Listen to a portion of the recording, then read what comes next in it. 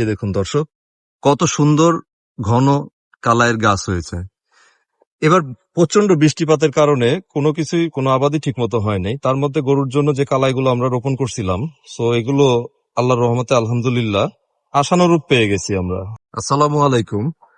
আমরা যে ইতিপূর্বে একটা ভিডিও করছিলাম, ও মাসখানেক আগে, তো আমরা যে কালাইটা লাগাইছিলাম যেন তাড়াতাড়ি গরুর খাদ্য কিভাবে আমরা খাওয়াইতে পারি সেটার জন্য। তো এই জমিটাতে অসংখ্য কালাই হয়েছে। তো আমরা এতদিনে অনেকগুলো খাওয়াইছি, এবং যেহেতু ভিডিও দিতে হবে এই জন্য কিছু কালাই রেখে দিছিলাম আমরা। তো এই দেখেন, কালাই সহ জঙ্গল ঘাস যা আছে সবকিছু আমরা কেটে নিচ্ছি। এগুলো গৌ খাদ্য হিসাবে খুবই উপযোগী।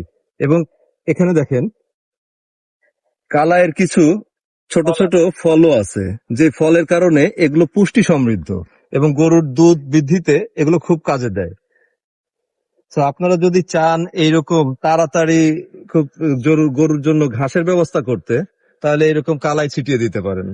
কালাই ছিটানোর ফলে হবে কি, খুব অল্প সময়ের মধ্যে আপনারা ঘাস পেয়ে যাবেন।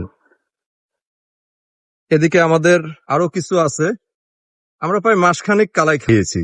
এখানের যে ফাঁকা অংশটুকু দেখা যাচ্ছে, এইটুকুতেও কালাই হয়েছিল। সো ওটা আমরা খাওয়ানোর পরে এখন এই সাইডে